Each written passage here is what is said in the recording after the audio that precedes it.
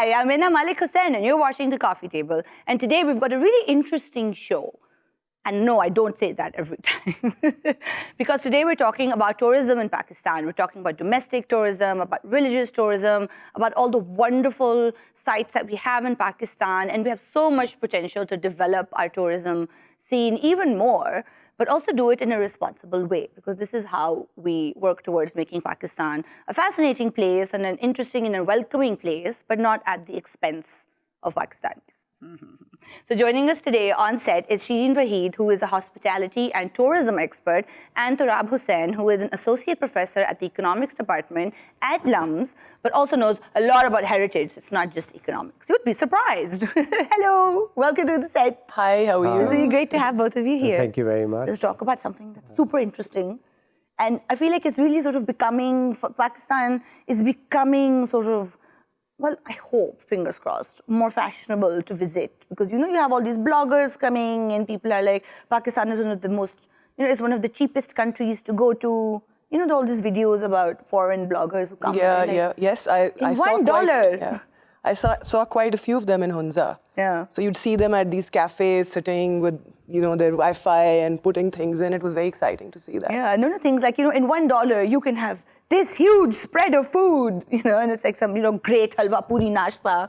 Yeah. And it's interesting because, well, yes, Pakistan is an interesting place, and we've always known this. But as a hospitality expert, where do you see, where are we right now in terms of tourism and where we stand kind of internationally? I think we have some very exciting sites to visit, whether it's heritage, whether it's religious tourism. And for adventure tourism, it's endless. I mean, look at the mountain peaks that we have. We have the most beautiful mountains in the world. All that is there. And we just need to build the infrastructure around it to attract the right crowd and to make a lot of money. Yeah, and I think adventure tourism has been sort of fairly consistent, I think, over the decades, because people have come to climb K2 a lot. And we've had a few adventure shows where mountaineering and rock climbing and hills and things that I'm not that familiar with. But that's been kind of fairly consistent. It's sort of been going on underneath all of it. But what's the difference between heritage and religious tourism? I would call them essentially the same. Achha. They're very connected. So they're linked. And all the sites that we have are also linked with heritage. Like if you see, let's say, for example, you look at the walled city of Lahore. Yeah. And you have the Badshai Mosque, and then you have the Gurdwara there, and then you have the fort over there. So the main places of interest are always in the town centers. Yeah. So anyone who comes to visit, for example, Badshai Mosque, will go and see the Gurdwara itself. Yeah. So it's always linked, heritage, religion. So technically, if you went to the Gurdwara or you went to the Badshai Mosque, technically that's religious tourism. Yes. It could be. Yes. But if you sort of walk across to the fort, that's heritage. That's a heritage site. Yes. Well, but then again, the Badshai Mosque is heritage as well. That's true. The architecture, the Mughal architecture, anybody who's an architect, who's interested in architecture would go and check it out. Right. Even if you're just a history buff and you just want to see it, it doesn't necessarily have to be that you practice a certain faith and that's why it becomes significant. But sort of more on that in a bit. So Turab, tell me, as an economist, how did you get into heritage tourism? Okay, so I mean, tourism has been something which has always interested me. I mean, I love history. If I probably had not gone for economics as a degree in an undergraduate program, I would have chosen history and would have been a history professor. So the potential there, the potential there. So that's a passion, and I enjoy the mountains. Since childhood, have enjoyed trekking, all that. Yeah. And culture and heritage is something which really inspires me. But the way we got into this particular thing was some years ago. So the World Bank and the Punjab government initiated a project. It was part of the medium-term growth framework of the province, and looking at tourism as one of the ways by which you could spur economic growth in the province. So this project was led by Salman Ghani, who's a senior retired bureaucrat, and it was done under the Consortium of Development Policy Research, CDPR. And they got a team of economists from different places. Most of them were from LUMS, and Shireen was also part of that. So as an economist, yes, good on you. She was the hospitality. Exactly. She was the hospitality expert.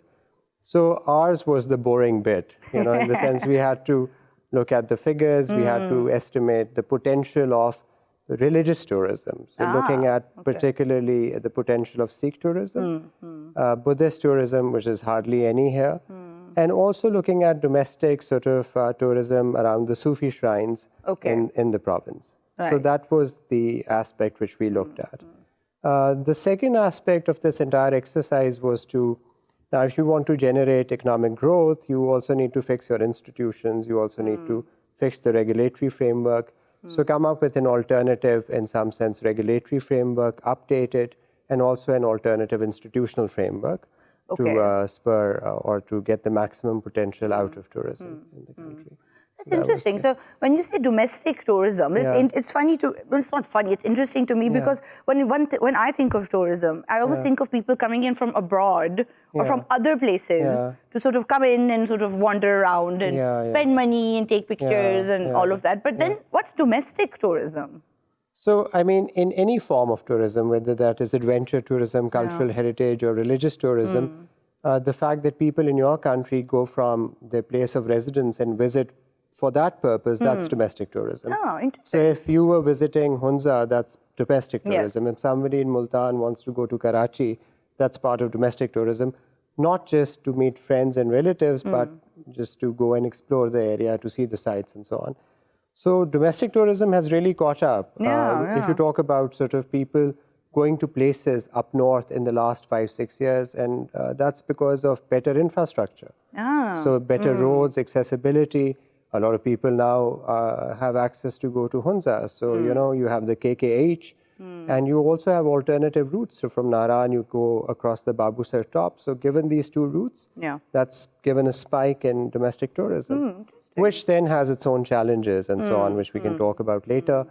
In terms of religious tourism, I mean, domestic would be, remember these Sufi shrines. So these are centers of local pilgrimage. So thousands of people year-round visit these shrines on the melas, Urs, festivals, and so on. So that generates a lot of income and activity, localized activity in those areas. Yeah, and I was reading in the CDPR report, because, I make my notes for the show.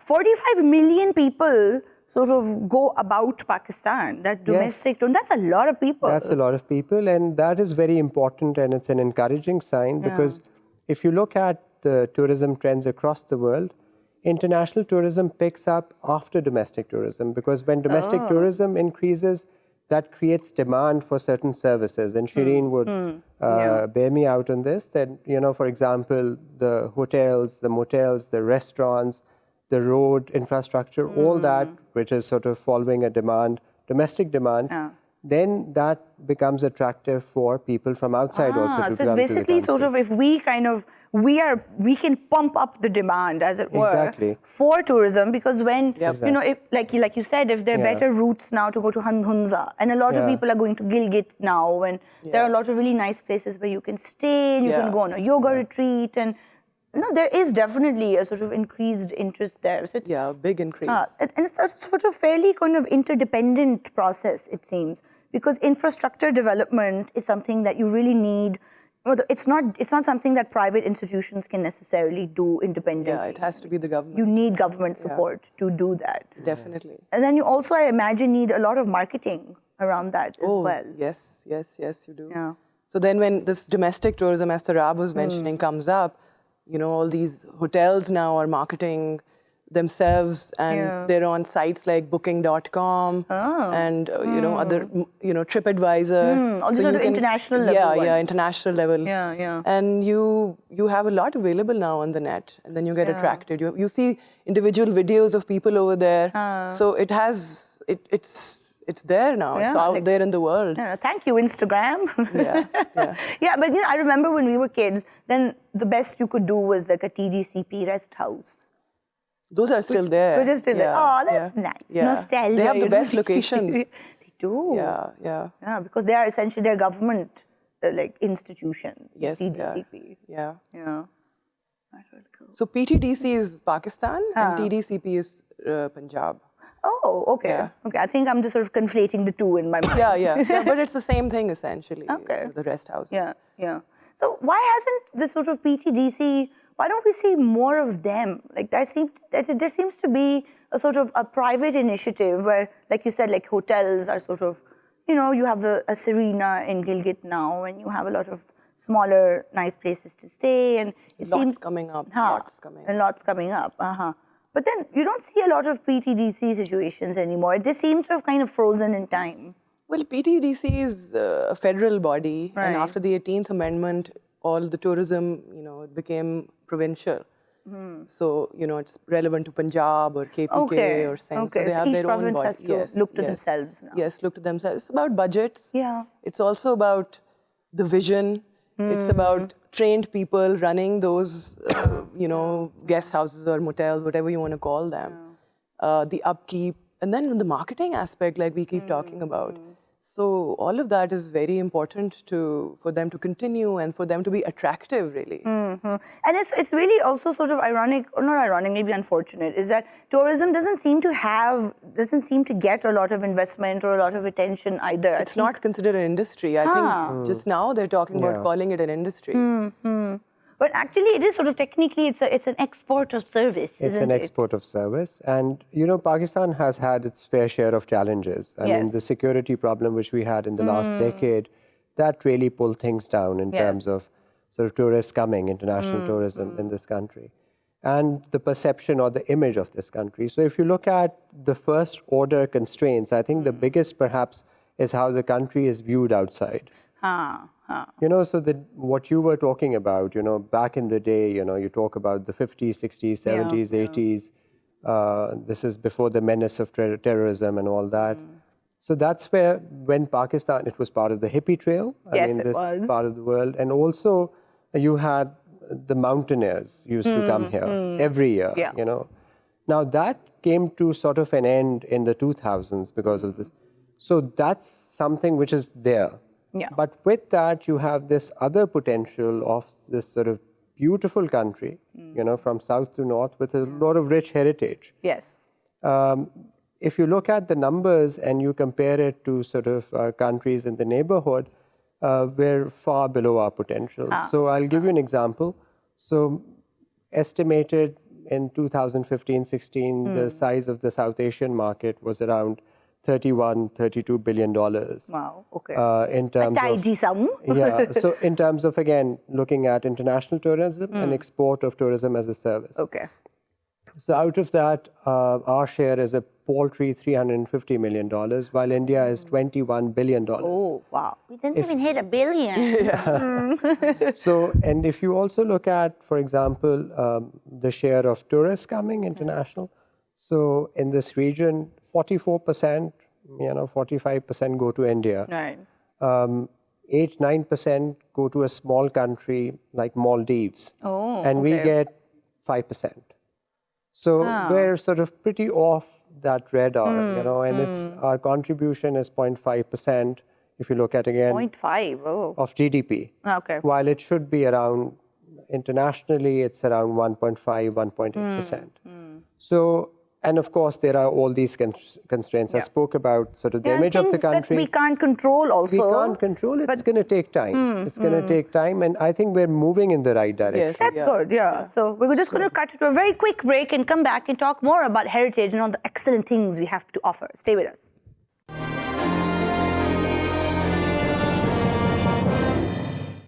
Hi, welcome back to the coffee table. We're talking about heritage tourism in Pakistan with a side of religious tourism. And now I want to talk about all the amazing stuff that we've got in Pakistan. Because obviously we know we've got mountains, we've got beaches, we've got, plains in the middle.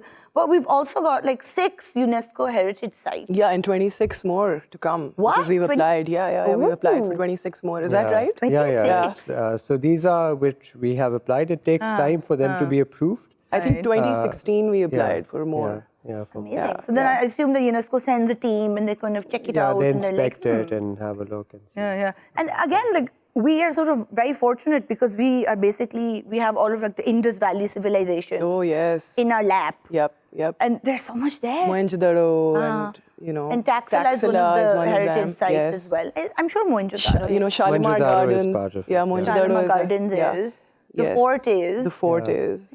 I feel sort of like, we're taking it for granted. It's like, there's the fort, that's ours. But And then the Buddhist. Taxila. Yeah. No, the Buddhist Takht sites. Bahai. Yeah, in Mardan, close to Mardan. Yes. And Peshawar. I mean, there's so much Buddhist stuff.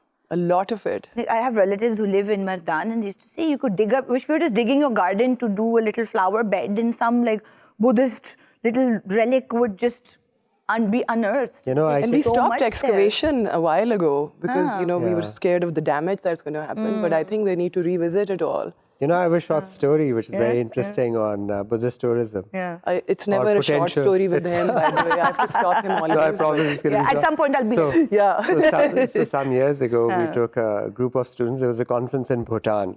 So there were Pakistani students and Afghani students. And there's a beautiful monastery. It's called the Tiger's Nest. It's very famous in Bhutan. It's at 10,000 feet, and you have to trek up from literally 6,000. So it's 4,000 or 5,000 feet and of climbing. Are there sort of stairs? There's stairs at the end which go up all the way. So it's spectacularly beautiful, that. And it's a 1,000-year-old, a millennia-old temple. So anyway, when we went up to the temple, so we met the monks, and they were really excited to see a bunch of people from Pakistan and Afghanistan. Who sort of made it up the stairs. One of the monks came to us and said, the person who actually 800-900 years ago had come and laid the foundation stone of this temple had come from Swat. Wow. And then a delegation of monks had gone trying to retrace the footsteps of this monk who 800-900 years ago had gone all the way to build this temple. So this entire area, as you know, is part of the... It's just like the Golden Temple. The foundation stone was laid by Mia Mir. Yes, who's right here in Lahore. Who's right here in Lahore. Yes, who's so everything is so connected. Yeah. All these... and you look at architecture, you go to Hunza, for example, and you look at the architecture there, the Baltit and Fort, Baltit Fort. It's actually very similar to architecture in Nepal and Bhutan. Oh. The way they Because they the were part stone of and the the same wood. civilization, And I suppose culture, and the so on. geographical challenges were also pretty similar in that sort of whole... Is it what are those mountains? The Karakorums? The ones on Karakorums top, and the Himalayas. The Himalayas, right. The Himalayas, right. Yeah. Huh?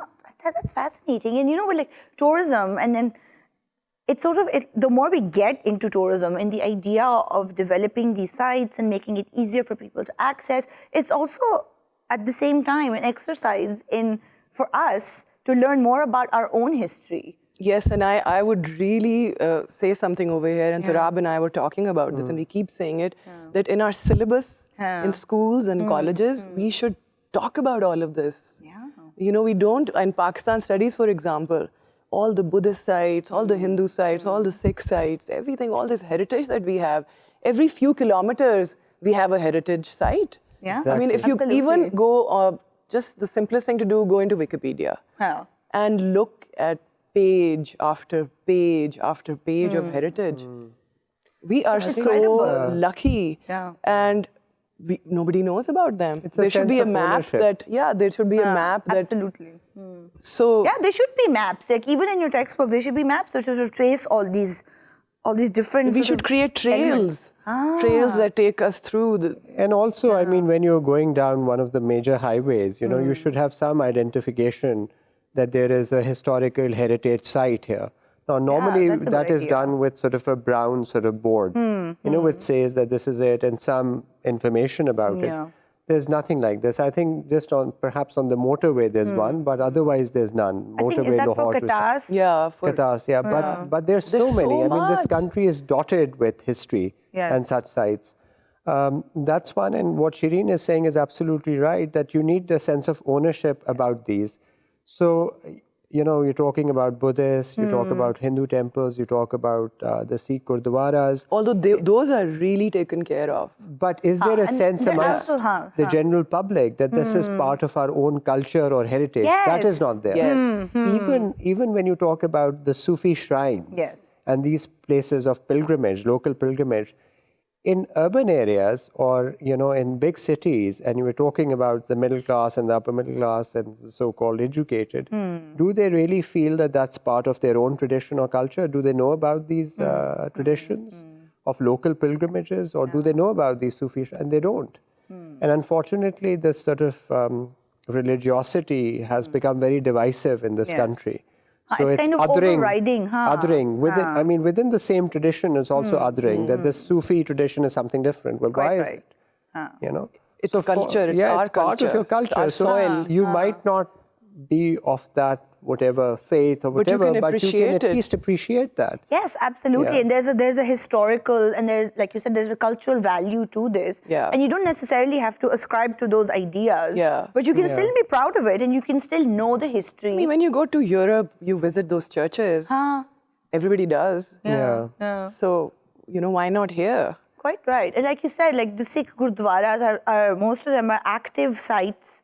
Very well taken care of. I mean, they're in use. Yeah, they're in use. They have the Gyani Jis over there, and they have pilgrims coming, and they're beautiful. Have you visited Nankana Sahib? I have. So the 7 Gurdwaras around, and Sacha Sauda, and then I still have to go to Kartarpur, but I've done that whole... Let's go together. Yeah, let's do that. Let's do that. Turab. We take a camera. No, we will. You can also come. You see, we can do a show there. Yes. So looking at the positives, I mean, this Kartarpur corridor it's an excellent initiative, but the unfortunate bit about this is it comes at the wrong time, in the sense that the two countries, India and Pakistan, after every so many years, they decide to stop talking to each other. And the situation within India currently, so it's the way the Indian media is sort of projecting it is in a negative manner. It's as if Pakistan has some nefarious interests, which is really unfortunate. Quite right. Because this is a big step in the right direction for both the countries. But if and you it's talk not to the nefarious at all. and if you talk to the Sikhs, for them, this is holy land. Yeah. I mean, this is where the religion originated. Oh, and absolutely.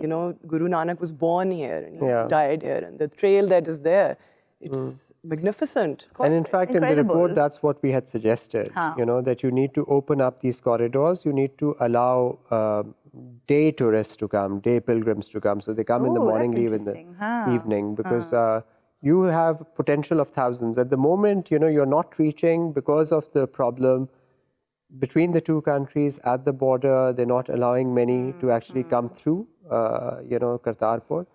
So, but the potential is immense, and this there could be 25 million Sikhs in the world. 80% are in India. Wow. But the rest are out there, and the diaspora and a huge chunk, and a huge chunk of our religious or sort of / heritage tourism does come from Sikhs. Yes, it does. A lot of them come to to Lahore. Yeah. And to they come love to it their here. religious sites. Of course, because we're all Punjabis, at the end of the day. We understand each other. The diaspora Sikhs, the ones who are in UK, Canada and the US, they're relatively richer, they spend per capita much more. So that's a huge potential which we need to tap onto, which the report also spoke about and so on. So that is one, and then it shouldn't only be them, Turab. It's around that entire sector, like inside Nankana Sahib. It should be a beautiful town with gorgeous boutique hotels. This is something that we talked about before also, that a lot of sites may not be sort of active sites, but they're also just there. Like a lot of them are ruins. Like Katas Raj, for example. Which is beautiful and has immense historical value. And there's a TDCP very close to it, but then it's not, it needs to be a boutique hotel.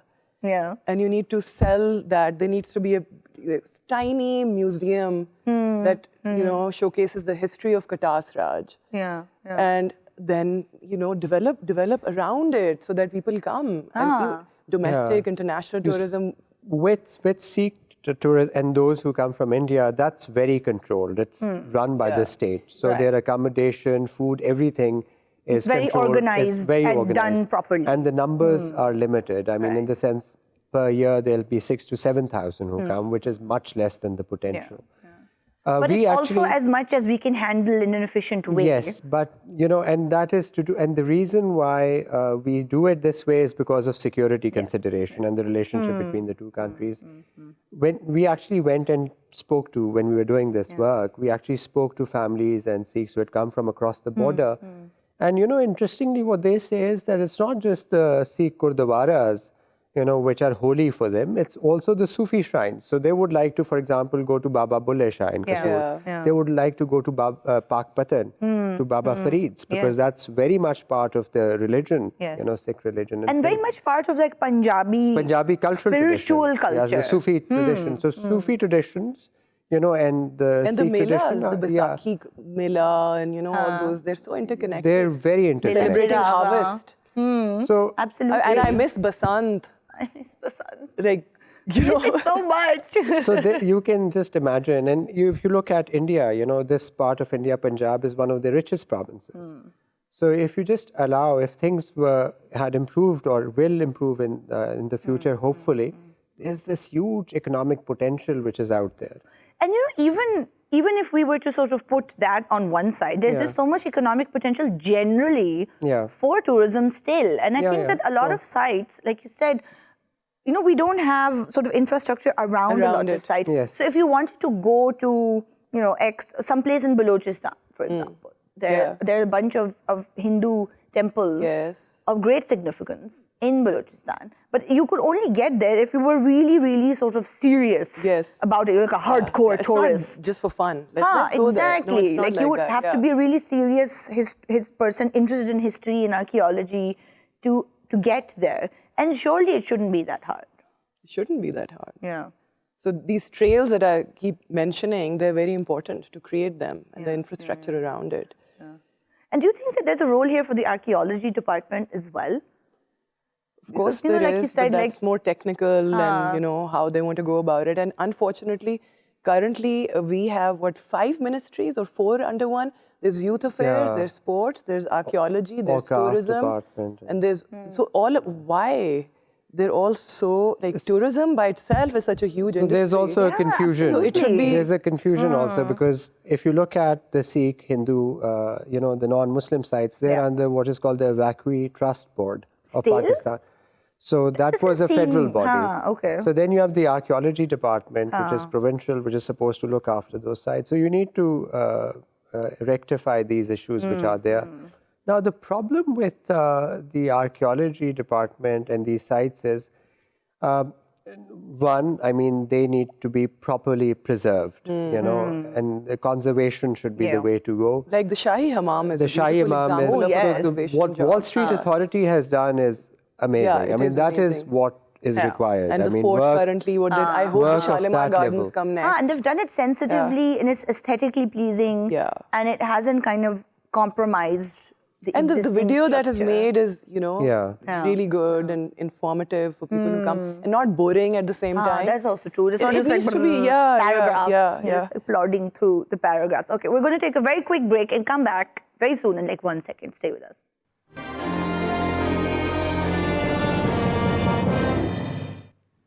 Hi, welcome back to the coffee table. We're talking about tourism and how wonderful Pakistan is. And if you're a tourist potential watching this, you will have fun in Pakistan. It will be amazing for you. So, Shireen, tell me about, you know, when we talk about tourism and we have all these sites that we want to develop, and a lot of people do come there and all of these things are sort of happening. But there's a fine line between tourism and, maybe it's not such a fine line, but tourism and conservation need to go hand in hand. Yes, as well. Of course. Yes, isn't that right? Because you can encourage people to come and see all these sort of millennia-old sites, but then you also don't want tourists to wreck those sites. Yeah, and we see that. I mean, I see that more in the mountains. I know we talk about heritage tourism, but I see a lot of devastation because of trash being thrown in places like Babu Sar Pass, packet coming out of the snow. Then you see in the rivers. Cans. Oh gosh, so there's just these mountains of trash in the mountains. Yes. So, you know, on the one hand, obviously the trash is coming from tourists and coming from people who are there to enjoy the sights and go to the hotels and take the photos. But they throw irresponsibly. And that's such damage to the environment. Plastic bags. I mean, there's a great drive currently. In Islamabad, you just see paper bags. In Lahore, in defense, you see paper bags. That needs to be countrywide. And we need to have infrastructure that can manage this, because this is going to happen. I just believe that when people are going to the mountains, there are these checkposts. They should be giving trash bags out to those cars and saying, please throw your trash in here. Yeah. And the government needs to have specific areas where people go and throw trash because it is insane. And the locals keep going on drives. You know, the students, they go and they clean up their own Oh, towns. wow. So local They do- students will locals go are and very clean up. aware. I think They do local that. community participation is very important because if they are aware, and they are in most instances, up north, especially in places like Hunza, that this is their place, they need to keep it clean, and you need to also tell the tourists who are coming that, listen, you know, you need to take your trash back. They need to be Quite very right. strict fines. They need to be very strict so it fines. has to Because be tourists have to taken be care of. responsible as well. Yeah. So, I mean, a small example is years ago, you know, 97, 98, we took a group of students up to Fairy Meadows. This is Right. LUMS Adventure Society. Yes. And, you know, the people there who were managing, locals who were managing the campsite, they told us, they're like, listen, you've come here and you're not going to leave anything behind. Yeah. So, and the students complied. Good. So that's one way of doing it, involving local communities here. But really, you, as she's saying, is absolutely right. You know, if you don't have fines imposed, then, you know, and especially up north where you have so much eco-diversity and the place is so fragile. And these fines, I was in Malaysia recently, and in their gardens of, you know, it's 5,000 ringgit up to 20,000 ringgit fine. Up to 20,000? Yes, Wow. yes, for either smoking in the wrong area or Yeah. throwing something. That's one great. has to You make a bit of money on the side. Yeah, seriously. So that's the boon and the bane. You know, you give access to people. Yeah. You know, Yes. and that's fantastic. They see the country, they go spend money. It's great for the local communities. But the bane is the fact that what they do to these areas. If you look at Babu Sar Pass, you know, over the summer it's open and you have a lot of traffic. Now imagine 14,000 feet, and it's a very sensitive area in terms of sort of the ecology of it, environment. And you see the people there. Noise and pollution. The noise pollution and what they're doing to the Trash. area. You know, you Atabad Lake, you have these small shops opening up, all that commercial activity. So you need to regulate that. So essentially it's key regulation, you know, proper regulation which is required, and actually implementation or enforcement of it, Right. you know, to protect these areas. And there is private investment happening where, like you said, at Atabad Lake, and you have sort of private hotels setting up these really beautiful places near the lake. But I suppose that's where the government comes in Yes. regulating all of that. like, which hasn't activity. happened in Naran. So you see these strange buildings all I around think that's Naran. key, and- construction regulation. Yeah. So we spoke about, I think it was during the break, about sort of PTDCs and so on. Now, rather than supplying services or rather than sort of managing hotels and restaurants, they should be regulators. You know, Okay. because it's the private sector, you can have public-private partnerships, you can sort of make them run more efficiently and so on. And regulation has to be in all these frontiers. For example, if you go to a place like Hunza, there's a particular form of architecture there. Yes. You know, now Don't deviate ideally, from that. Ideally, you should not be deviating from that form. But that deviation has happened. So there's a lot of commercial activity, new restaurants, new hotels have come up. And as she's said, I mean, some of them are ugly. Yes. You know, they destroy the And it's the look. not just aesthetic, it's also the fact that the terrain is a certain kind of... Yes. A certain kind of... There's a certain kind of geography, there's a certain kind of Exactly. Yeah, weather. and where is Exactly. the sewage going to be? Exactly. All those For things need to example. be looked And at. all these sort of age-old ways of construction and buildings and things that they already have that have been working for them for centuries. So development needs to be done sensitively, which will mean it will be sustainable. Because if we're not responsible about tourism development, then we lose those sites. Yes, we do. You know, things will just fall apart. And these are like, this is like ancient heritage and ancient civilizations. Like we're Mohenjo-Daro, for example. You can't have people walking through the ruins. And I think at some point people try to sort of pinch some of the, you know, like a brick, get in their pocket. Unfortunately. And the worst is when they write their name. Mina was here. Oh my God. I've seen that at Katasraj in the temple. Which, you know, Some of, I mean, that's a temple. You're not allowed to do that. You know, be heart, heart and, you know. But some of the sites really, really need improvement. I mean, if you look at Harappa, we again took a group of South Asian students from all over South Asia to Harappa. They were here for a conference, LUMS. And it was pathetic, really. The museum was in a bad state. And, you're talking about a millennia-old civilization. The Lahore Museum, I wish somebody would do a... Yeah, work is being done on that. Yeah. People are working on that. But that's also interesting because if we are able to pump up the revenues that in tourism generates and can generate, and there's like a massive potential there for us, we can use that money to then put it into the museums and put it into the archaeology department and put it into the fines and setting up dustbins and trash removal. And there's like, it can be a really good kind of back and forth, like a cycle. I mean, I gave you the example of Galiyat, which is a positive thing. So they have a trash collection system now in the last... I wish it was cash, though. Yeah, that would be good too. Like, hey, that was a Freudian slip. Cash revenue, cash and cash collection. So, and that's been working pretty effectively, which is a positive, good change. That's great. And the thing is, like, a lot of people go to the gullies for a holiday, and a lot of people have holiday homes there. And again, it's something that you can keep doing. Exactly. Because that's why infrastructure is so important. We have that gorgeous pipeline walk, which is from Ayubia, then goes all the way to Dunga Gully. Have you done it? I have, but like a million years ago. But it's really quite beautiful. Yeah, perhaps one of the most beautiful walks in Pakistan. Yes, it is. Yeah, absolutely. And look, we have so much to offer. There's so much, and across the country, not just up north. Up north. Between the Sufi shrines, and I think there's a lot of potential for developing our beaches also.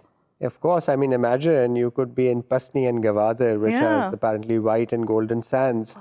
And you can take a flight, imagine, in a night setting and go up to Gilgit or Sikardu and perhaps go skiing or go trekking. Yeah. All within a day. Like, people don't have to go to the Maldives. They can just come here. Yeah. Oh, it's so exciting. It is exciting because there's so much potential and there's so many things. And I think, like, right now, because locals know about this, so, we can still sort of go down to Pasni.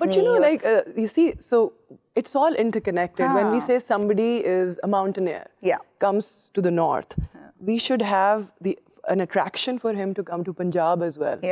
So they come to Pakistan, they just don't go to, Nanga Parbat base camp.